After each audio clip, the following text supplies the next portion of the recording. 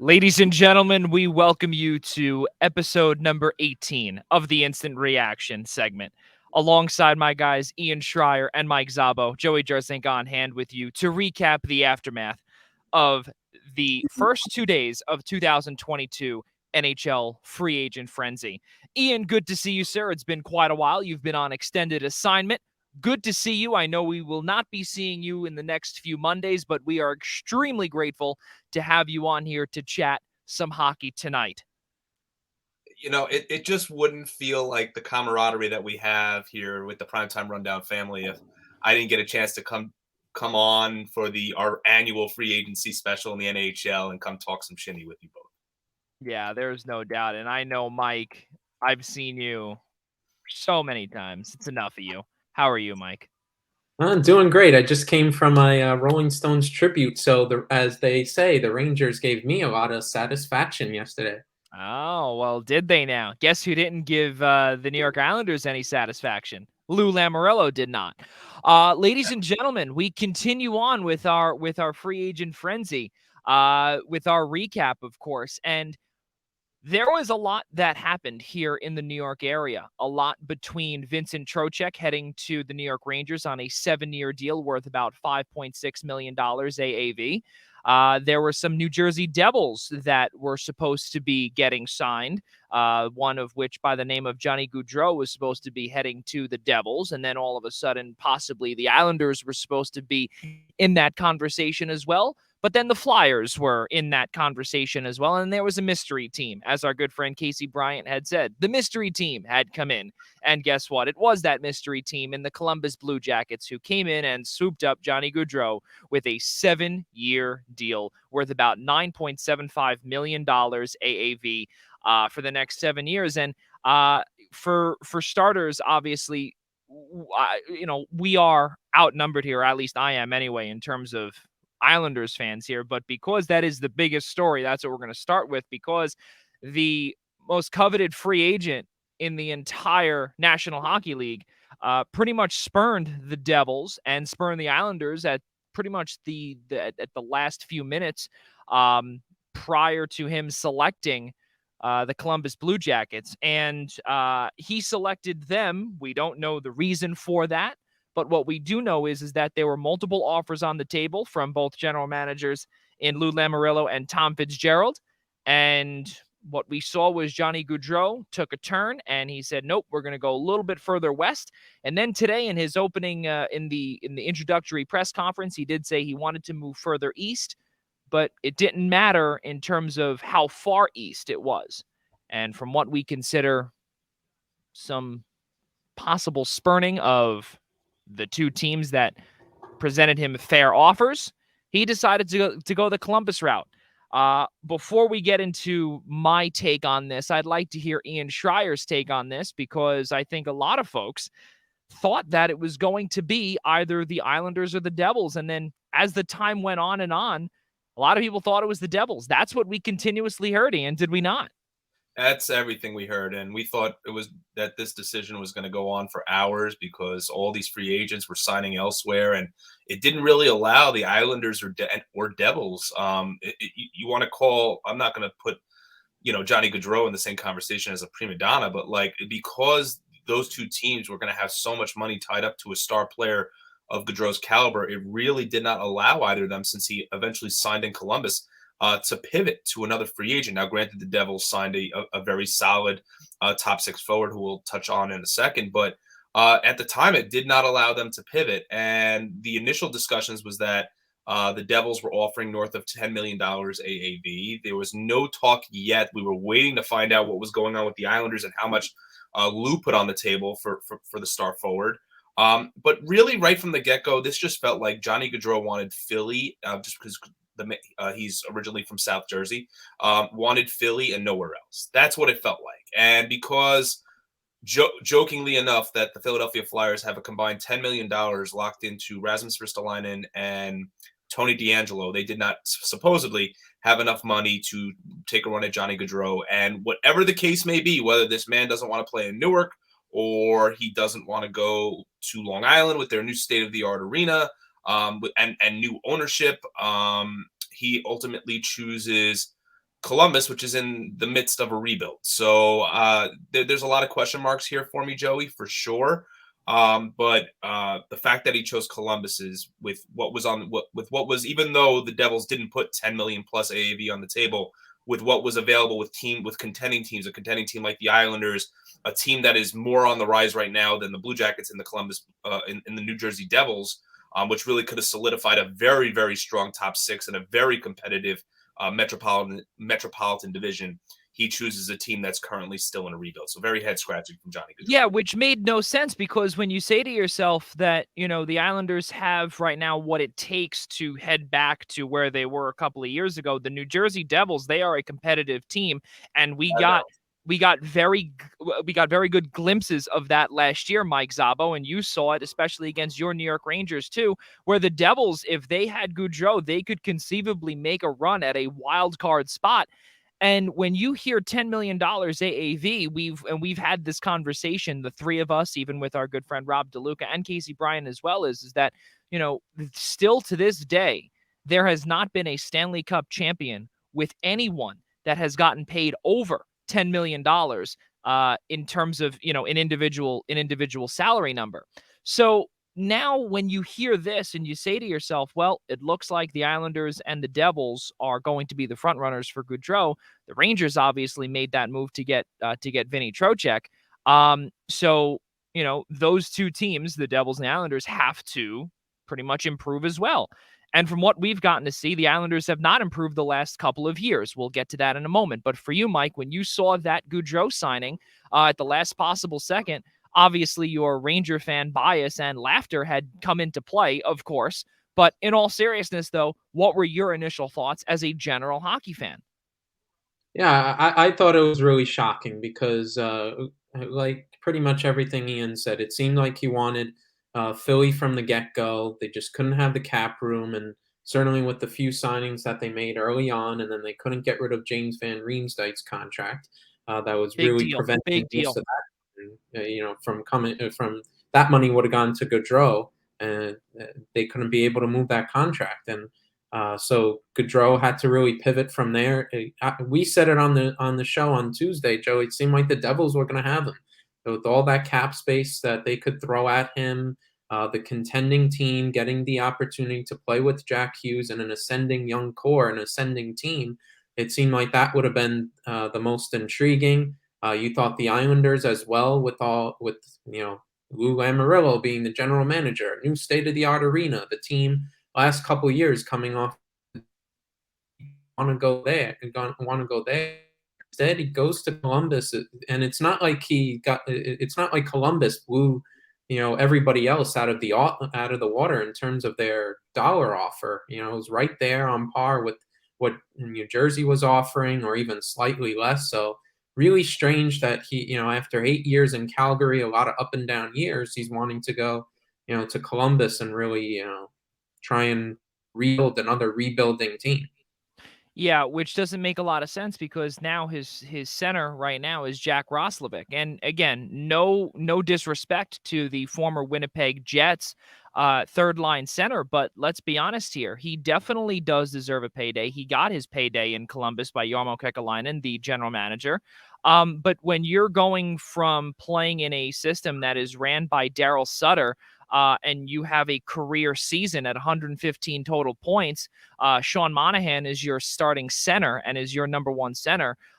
You're not going to replicate those numbers, Ian, and potentially it will not be you won't be replicating that for, I would say, a long time coming. And he may not sniff the playoffs for a few years, especially in such a competitive metropolitan division. Yeah, we knew he wanted out of Calgary. All the reports were that he wanted out of Calgary. Even the management had publicly stated that they weren't going to be re-signing Johnny Gaudreau. And I don't know. I mean, I think we had read today or earlier today that supposedly we had gotten some information that his wife is a nurse who wants to work at a children's hospital in Columbus, which happens to be one of the largest in the country. So we can't understate that. I mean, I know we had conversations off the show about, is the issue the property taxes that come with living on Long Island or living in New Jersey, where, you move to the middle of Ohio and the cost of living is so much cheaper. There's got to be something that went into this. I mean, Gaudreau obviously never got a chance to lift the Stanley Cup in Calgary, but I mean, that was his best chance this past year, was to go to a Stanley Cup final. Although, even though they lost to Edmonton, Colorado was the better team in the West. But now he's going to a team in the East that when you line up the rest of that division, I'm not going to sit here and start a whole 22-23 Metropolitan Division preview, but you could argue that the way those teams line up, for the most part, I mean, how much in that division is really going to change coming into this year? Granted, we keep saying the Penguins are getting older, yet they always find a way back into the playoffs. The Canes reloaded even after losing Vinny Trocheck. They're still trying to make a run at a cup final. We know the Rangers added. We know that the Islanders are still competitive. We know that the Devils added. We know that the you obviously can't ever count the Caps out. Yep. So there's the only team left out of that list now that really doesn't stand much of a chance. And I'm not even going to throw the Devils in that conversation, is Columbus. So I mean, if he's fine making his $9 million plus AAV over 7 years to not win, then all the more power to him. But I have a feeling that the situation, unless they really revamp what's going on in Columbus quickly, it's going to get old for Gaudreau quick. Yeah, absolutely. And you look at some of the signings in addition to Johnny Gaudreau. They also did sign Eric Branson, the right-handed defenseman, 30 years old, to a 4-year contract worth $4 million AAV, a total of $16 million yesterday as well. They were able to kind of, I don't want to say solidify that back line, or the blue line, if you will. But they still have a lot more issues, because there was some chatter also that Oliver Bjorkstrand may want out as well, that he may want to be traded as well. And that's another right winger who can also play the left side also. There's not a lot of depth here. Also, Gustav Nyquist right now, according to Daily Faceoff, is slated to be the right winger on the opposite side of Johnny Gaudreau, with Jack Roslovic centering that first line. And that's scary, because Gustav Nyquist has not had a healthy season since his time, I think, in Detroit. And that was still a few years prior before he even went to San Jose, I think 3 or 4 years ago. So he did get a big payday at the time from Columbus, but now you're looking at a team that has a lot of holes and only $3 million AAV left to spend here. And there are some possibilities too now that we are potentially hearing that that other teams may make a run at Patrik Laine and maybe sign an offer sheet. We haven't seen many offer sheets the last few years. We have seen only 2 in recent memory, and that's Sebastian Aho and Jesperi Kotkaniemi. So you might see a third with Patrik Laine coming, because he is definitely due for a big payday, especially him being quiet in such a small market town like Columbus. Guys, let's keep on moving forward here, and I want to go towards the Islanders side of things, just because, this is something that I've been meaning to say for the last day, and I know we were supposed to be discussing this yesterday, but personal issues, stomach issues got the best of me. And it was not because of the Islanders, that I can tell you, but now we can finally unload here. When you look at what has gone on here with this New York Islanders franchise, and you say to yourself that, well, the new building is here finally. The Islanders have been waiting 48 years for a brand new building. They finally get it. This year is the 50th season for the Islanders franchise, and they were not able to land the big fish for a second time. Lou Lamoriello has struck out twice. At one point, you heard Artemi Panarin's name come up the year after John Tavares had spurned the Islanders and decided to go home to Toronto. He has not won a single playoff series. I don't want to say karma is a real thing, but it's showing right there. Artemi Panarin, though, he pretty much used the Islanders as leverage to get the Rangers to up their offer. At the time, Lou Lamoriello had offered north of $11 plus $12 million to Panarin, and eventually the Rangers had up their offer, and due to potentially his wife and her modeling career at the time, I believe she still does, he decided to go to Broadway. Again, it's very evident that he has thrived there, And now the Rangers have a little bit of cap issues. We'll get to that in a few short moments. But for Lou Lamoriello, who is not only a Hall of Fame general manager, but has won 3 Stanley Cups prior to the salary cap being implemented, speaks volumes here today. And the reason why is because they have $11 million in cap space. They are trying to sell this brand new building and trying to sell the Long Island vision that the brand new owners in John Ledecky and Scott Malkin have put so much money and effort into into buying everything and doing everything in their power to do so, following them acquiring the franchise from the late great Charles Wang. And I say great, I don't want to say it subtly, but he is the reason why the Islanders are still on Long Island. They could be in Quebec or also Kansas City. I think right now what we are getting to see here is that because of the old-time tactics that Lou Lamoriello has been working with, there is a lot of chatter here on Long Island that a lot of folks want him gone and that he is on the hot seat. I personally do not want to say that I want him gone, but I will say that his seat and his office has gotten extremely warm, like sauna warm. And the reason why is because you were unable to land the big fish 2 times. And now we don't know if it's out of pure stubbornness, believing in the core group that he's got. But you look at teams like Tampa Bay, you look at teams like Carolina, you look at a team like the Vegas Golden Knights, who have zero believing in their core, because whatever it is, if they see a brand new Lamborghini pulling up or potentially driving down the I-5 freeway, they're going to sign it and they are going to trade away. It does not matter. It is all business. I don't want to say it's not a family, but the problem here that the Islanders fan base is having now is that when they are ranked in the bottom 10 in offense and they did not look good on defense, they also, I don't want to say relieved their head coach in Barry Trotz, but we still do not know the story yet. There is a lot of issues here on Long Island that we will not know and potentially will not know for probably a few more weeks and potentially even a month close to training camp, because that is the way Lou Lamoriello's old tactics have gone. It's a problem because when you need that shiny new Lamborghini to get off the Cross Island Parkway and head towards Belmont Park, they simply just keep on driving. They keep on driving and they do not go.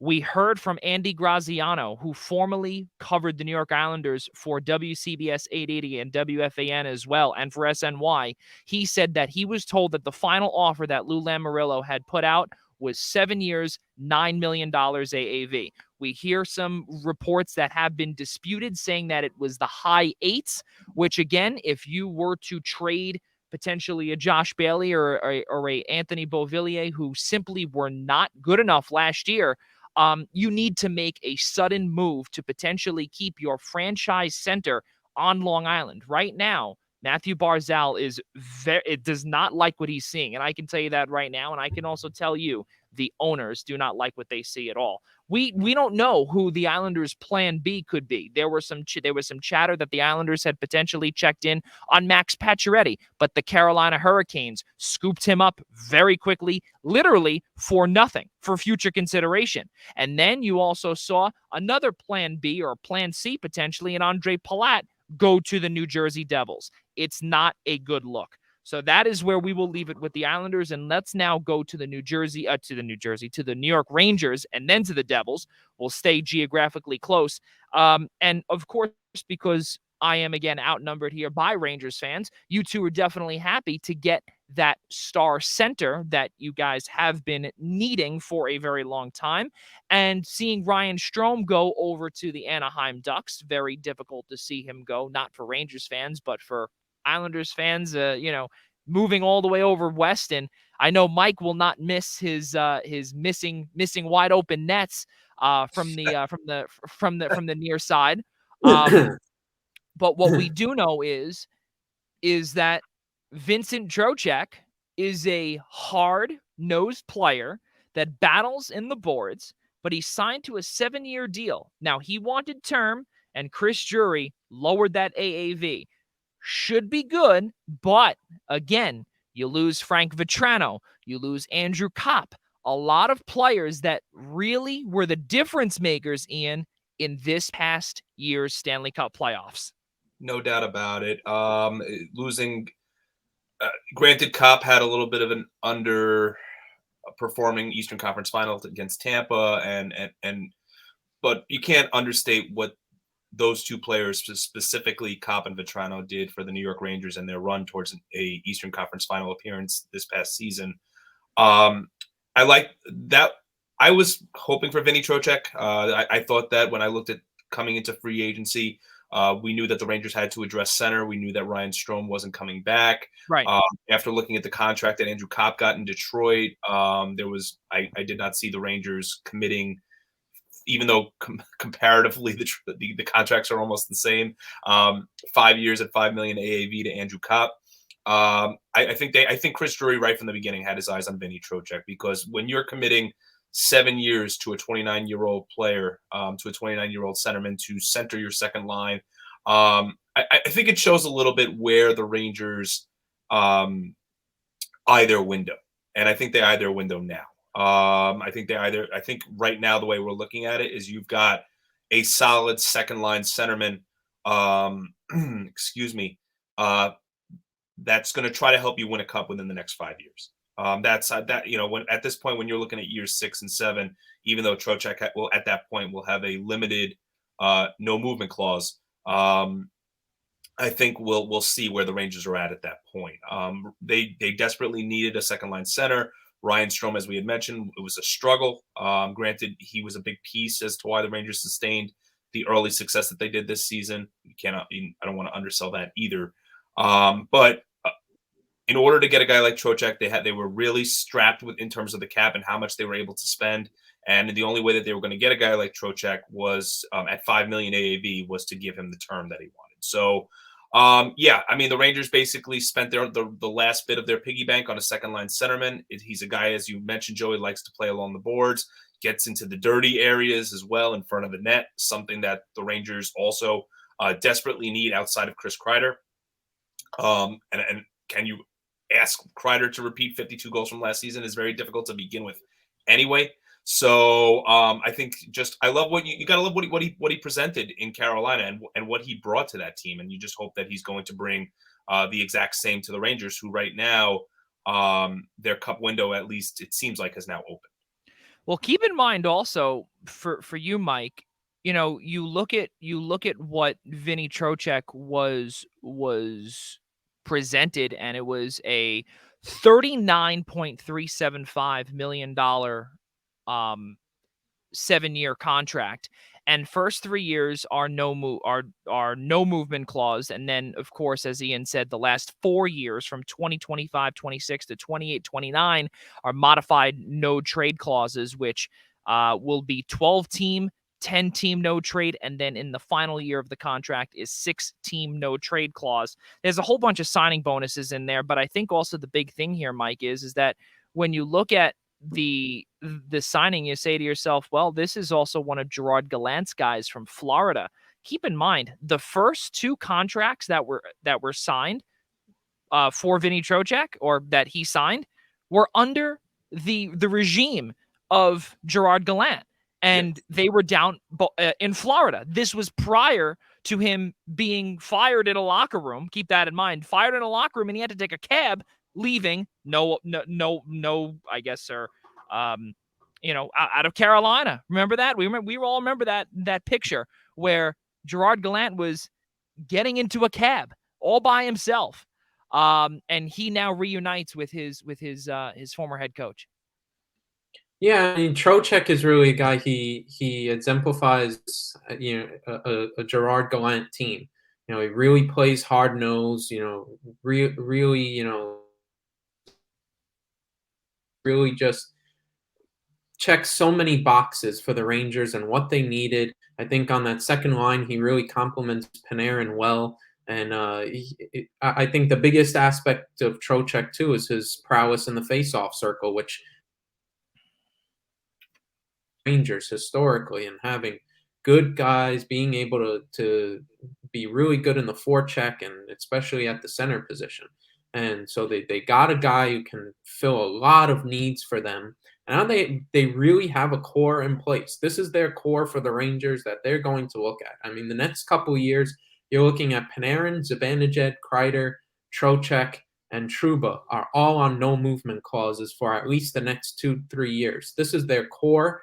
This is what they're going with, and then you piece around, whether it's the kid line or some other guys are pieced around here and there. But this is their core. They view, as Ian said, they view the next 5 seasons as their best window to really go out and get a cup. And I think this was a great signing for them in order to do it. They fit the cap really well. 7 years is a little bit much, but exactly, what I told you guys off air, right when the signing hit, they needed to do that if they wanted to fit it in the cap well at 5.6. You'll live with those last 2 years if they get some real good success in those first 5. Yeah, absolutely. And again, when you look at some of the buyout numbers later on, let's say for instance, if 3 years and then things go southbound, 25, 26, if you bought him out, $3.6 million will go against that cap, or against the Rangers cap, which already is what they've got now, or 3.4. And then it gets extended out for an additional pretty much 9 to 10 years at $1 million for the long term. That's just how that the contract was written out there. I think something else too, and I think this is a viable question that, not speaking as an Islanders fan, but speaking as just a general hockey person that understands where that offense came from. Ian brought up the fact that Andrew Kopp signed that 5-year, $25 million contract, $5 million AAV in his hometown in Detroit. He's from Ann Arbor, Michigan. He provided a lot of offense, but as did Frank Vetrano, and those two guys are gone now.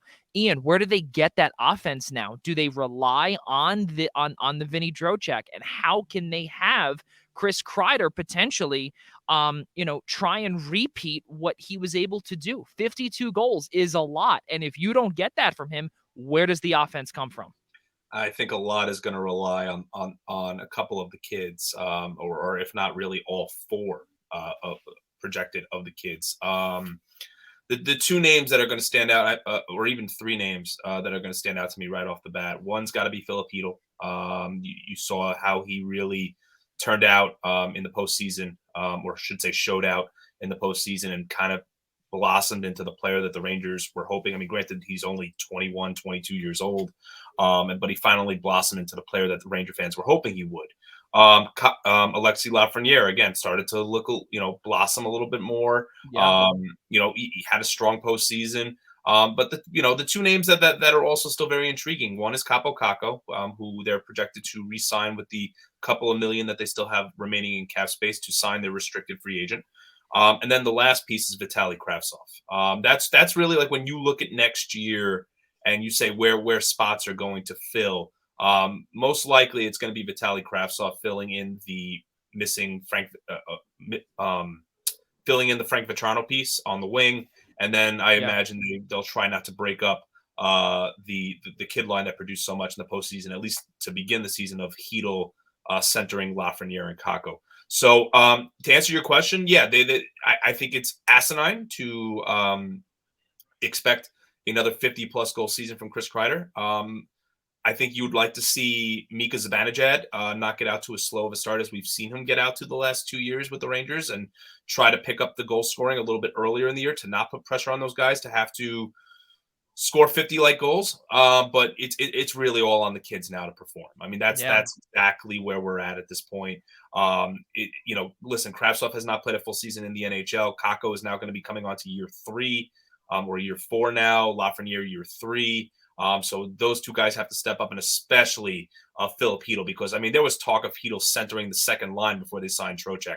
So right now he'll be stationed right back where he was on the third line, hopefully centering that kid line that produced so much in the playoffs. That's really the X factor to the Rangers' success or potential success in the 22-23 season. Yeah, not only that too, that would also give him some time to grow as well, to eventually take over that spot, which again, you look towards the latter portion of the years too, where Vincent Trocheck is signed to that 7-year contract. He also has the ability to play wing as well, if he simply can't do it towards his latter portion of the contract, which again, he was signed at age 29 years old. So in 7 years, he will be 36, 37. So again, I don't want to say that, centermen don't last that long. You look at Joe Thornton, he's 42, 43 years old, and he was still doing it for however many years with San Jose, and helped him to a Stanley Cup final at, I think, in the later in the early 40s, late 30s. So it's very possible, but we will see, especially the nitty gritty of what Vincent Trocheck brings to the team. It should be a lot of fun to see next season. Let's move over across the river to the New Jersey Devils. And as we brought up in our open, Ian and Mike, we did talk about how Johnny Gaudreau was on their Christmas list, but they were pretty much given coal in that, and they were able to kind of figure out another gift that they wanted. So they asked Santa and said, all right, let us go look for Andre Palat, and we got him. So they did get him, and they signed him to a 5-year deal also from the Tampa Bay Lightning. And you look at his contract, and he got a 5-year deal worth $30 million, $6 million AAV, signed at the age of 31. A lot of folks had said that that might have been an overpay for someone that has only 48 to 50 points. But then again, you're not only paying for that, you're paying for the playoff performance that he has been all about, Mike. You saw it this past year in the playoffs. We spoke about it over and over again, time in and time again, about Tampa, and really what Palat has meant to the team, and now what he will bring to the Devils.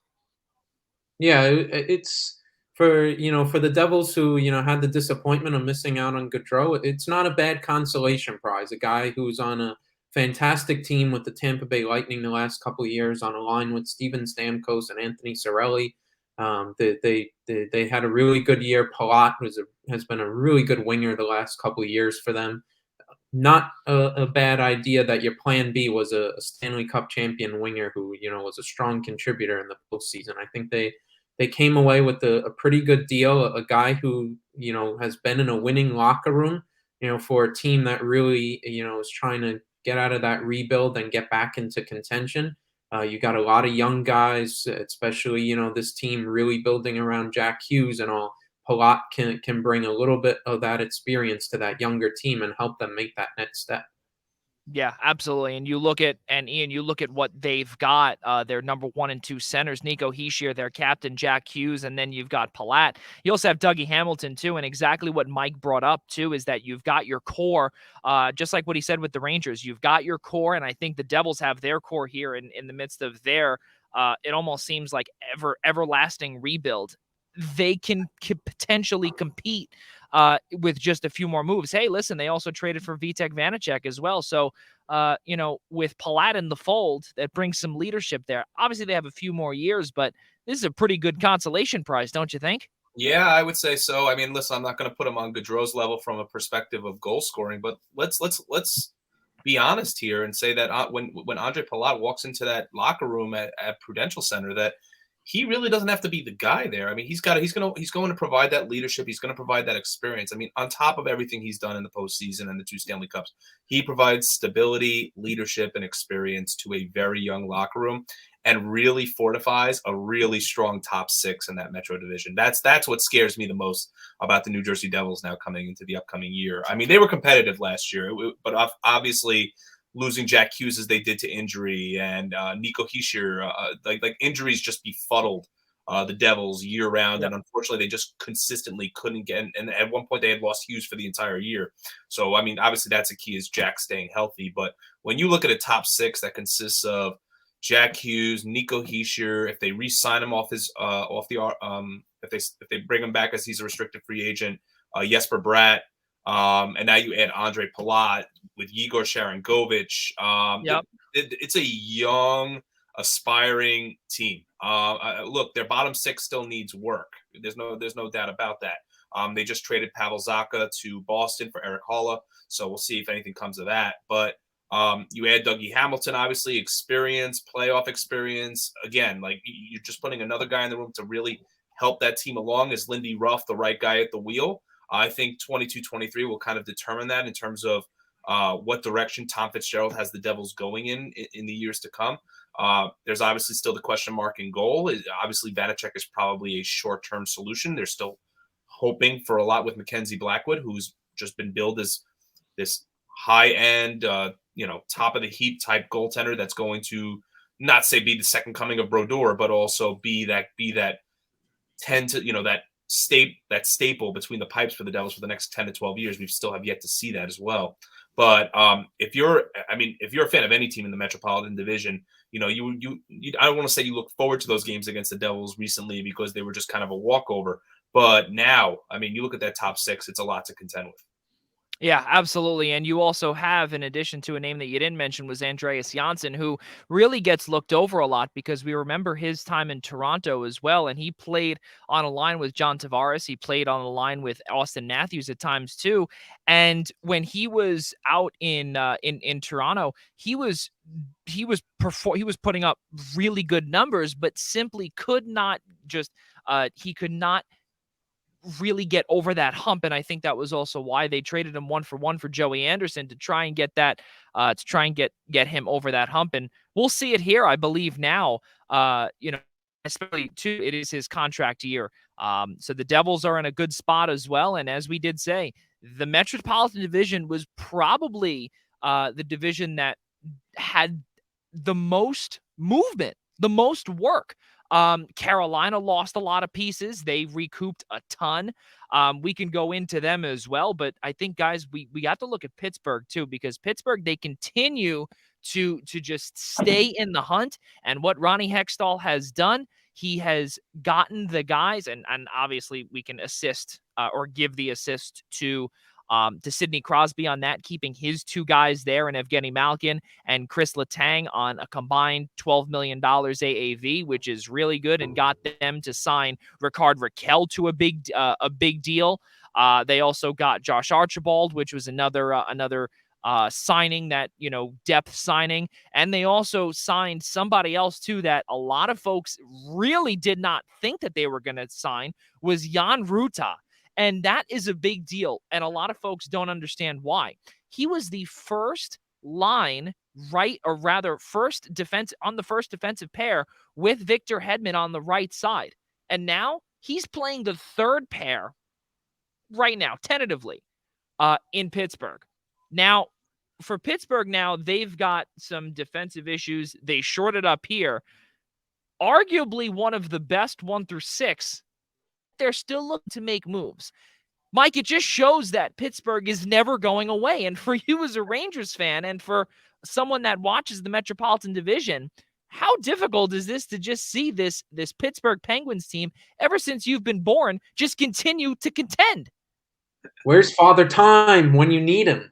Yeah. This is where Father Time needs to start wielding his wand and start, showing, exit stage left to Crosby, Malkin, and Letang in that core.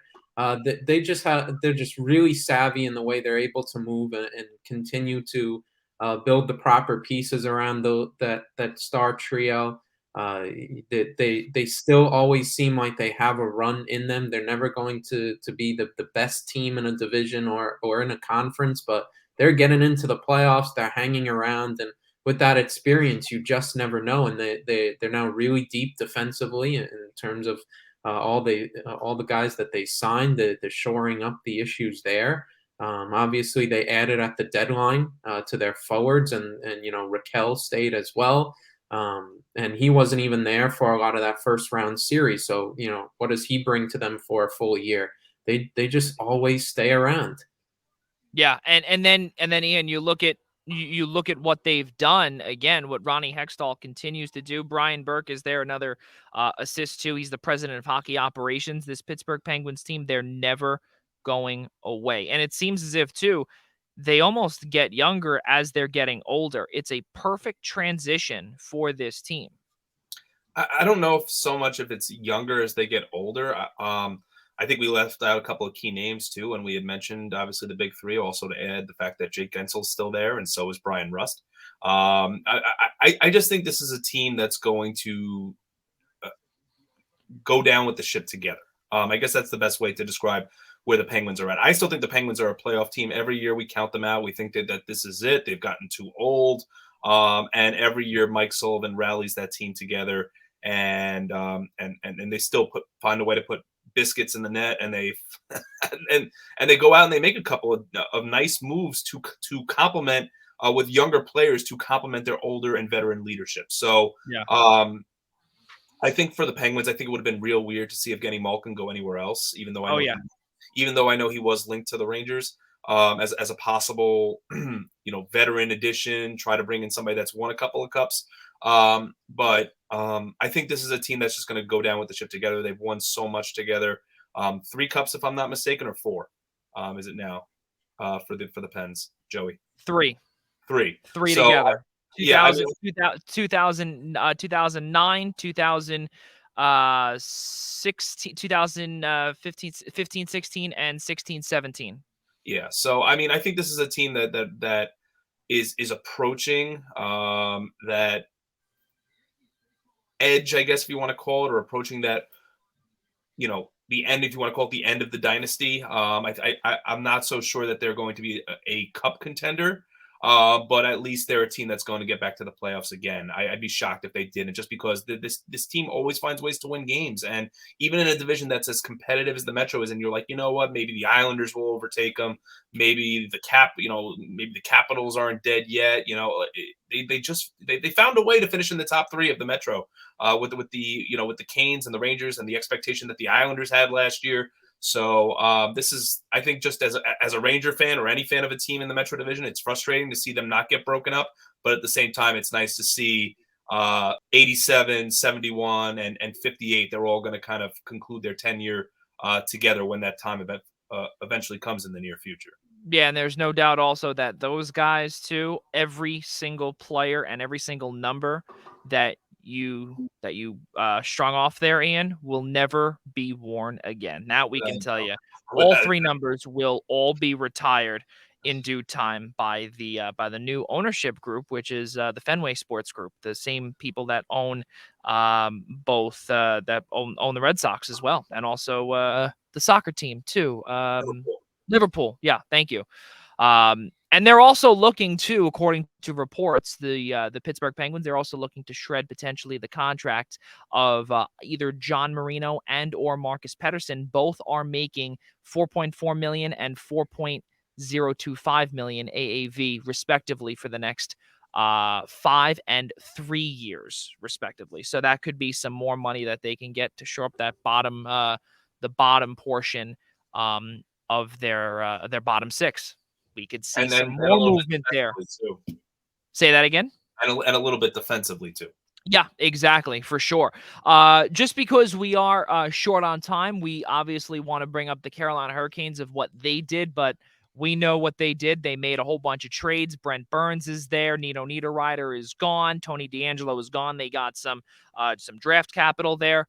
Ian and Mike, I got to ask you this. Who is who are the big winners in free agency? Start with Ian. That's a real good question there, Joe. Go to Mike first. Let me. Okay, Mike, let's hear it. Let me really overall or in the division? No, I think overall. Oof.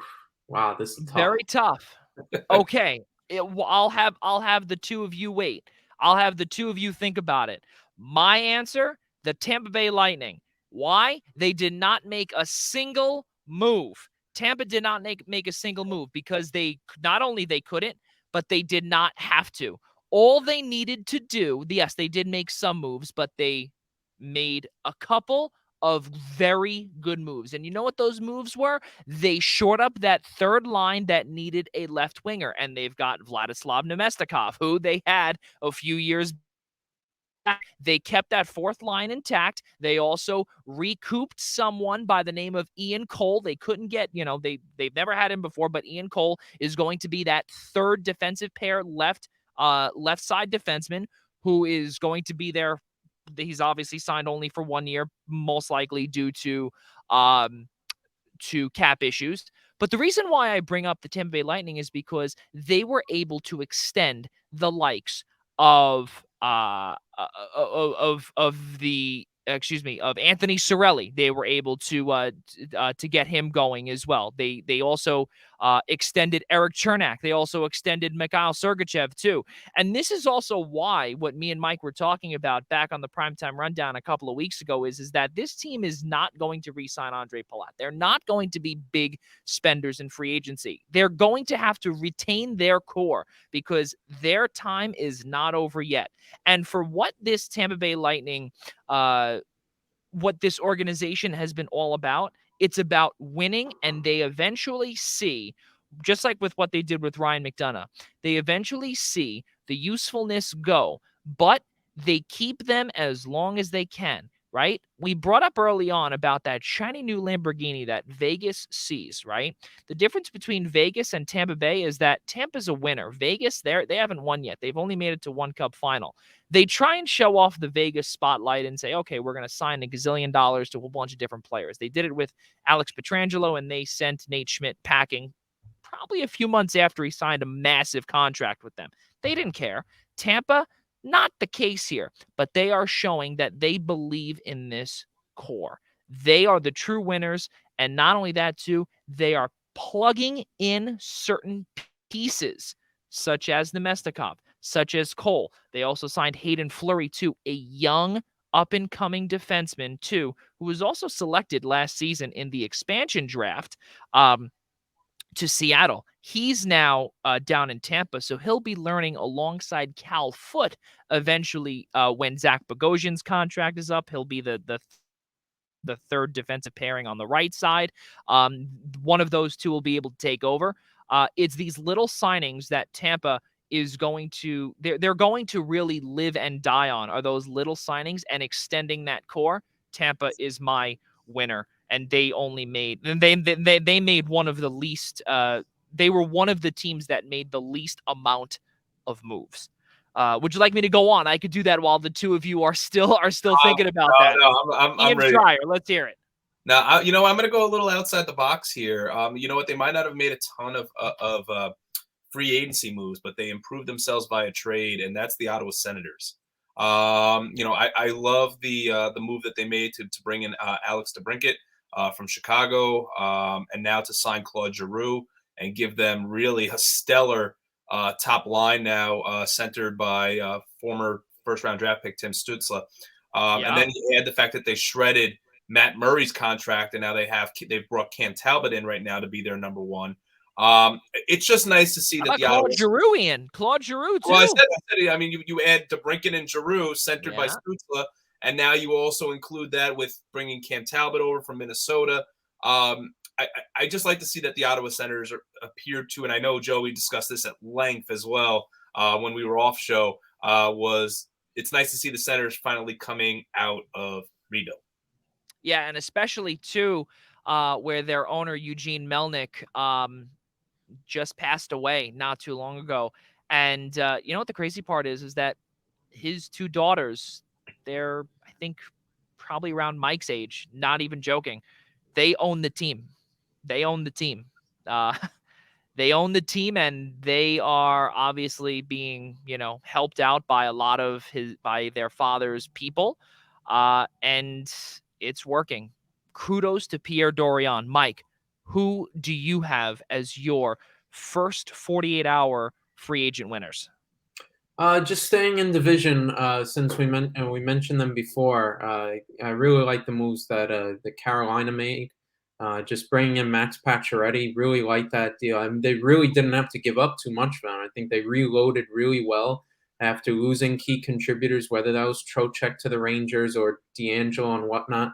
They reloaded really well and added a really strong contributor in Pacioretty, who this is going to be a really good team and a really loaded division. And just, quick off the top of my head, they did really well, some good business in these last 48 hours. Yeah, and also keep in mind too, in that trade with Brent Burns, they also got Lane Peterson as well, a bottom six center that they'll be able to insert in there as well. Keep that in mind also when you've got really a formidable 1 through 4 right down Broadway there for this Hurricanes team. Sebastian Aho, Jesperi Kotkaniemi, Jordan Staal.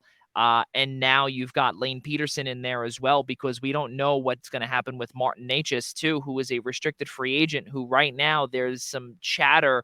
Don Waddle and Necas could potentially be in a little bit of a standoff in terms of contract. Now, keep in mind, there's not a lot of leverage there because he is a restricted free agent, not arbitration eligible. So if things go south, Don Waddle could just trade his rights, and someone else can handle that if he believes that he'll get money elsewhere.